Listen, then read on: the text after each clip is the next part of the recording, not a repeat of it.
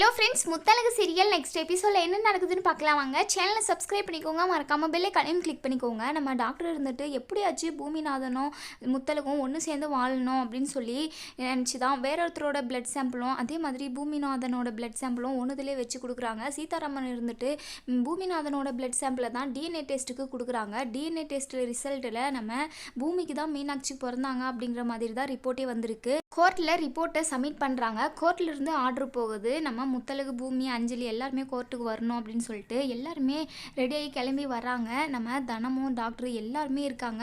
Regina இருந்துட்டு அஞ்சலி கிட்ட சொல்கிறாங்க, கண்டிப்பாக நம்ம பக்கம் தான் தீர்ப்பு வரும், ஏன்னா மீனாட்சி பூமிக்கு தானே பிறந்தா, அதனால் நீ பயப்படாத அஞ்சலி அப்படின்னு சொல்கிறாங்க. அஞ்சலி இருந்துட்டு, ஆமாம்மா, எப்படியாச்சும் நம்ம பக்கம் தீர்ப்பு வந்துருச்சுன்னா நானும் பூமியும் ரொம்ப நாளைக்கு ஒன்று சேர்ந்து வாழ்வோம், அவங்க கூட இருக்கிறது தான் எனக்கு சந்தோஷமே, அது மட்டும் நடந்துடணும் அப்படின்னு சொல்லிட்டு ரொம்பவே சந்தோஷமாக இருக்காங்க.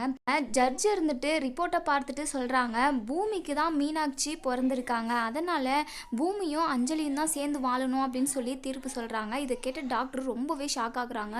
ஐயோ, நான் எப்படியோ மாறி போச்சு அப்படின்னு சொல்லிட்டு ரொம்ப டென்ஷனாக இருக்காங்க. எப்படியா வச்சு பூமியும் முத்தழகும் ஒன்று சேரணும், நம்ம உண்மையை சொன்னால் தான் கண்டிப்பாக அவங்க ரெண்டு பேரும் ஒன்றா சேர முடியும் அப்படின்னு சொல்லிட்டு நம்ம டாக்டர் இருந்துட்டு எல்லார் முன்னாடியுமே ஜட்ஜு முன்னாடியுமே பூமிநாதனுக்கும் முத்தழகுக்கும் பிறந்தது தான் பெண் குழந்தை, அதுதான் மீனாட்சி. அந்த மீனாட்சியை இந்த அஞ்சலி தான் திருட்டுத்தனமாக மாற்றி எடுத்துக்கினாங்க. இந்த விஷயம் எனக்கு லேட்டாக தான் தெரிய வந்துச்சு அப்படி இப்படின்னு சொல்லிட்டு நம்ம டாக்டர் உண்மையை சொல்லிடுறாங்க.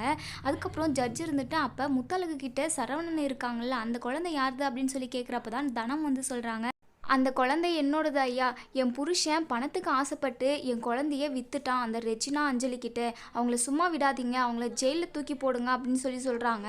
நம்ம ரெஜினாவும் அஞ்சலியும் ரொம்பவே பயப்படுறாங்க. இதை தொடர்ந்து என்ன நடக்கும் அப்படிங்கிறத வெயிட் பண்ணி பார்ப்போம் ஃப்ரெண்ட்ஸ். வீடியோ பிடிச்சிருந்தா லைக் பண்ணுங்கள்.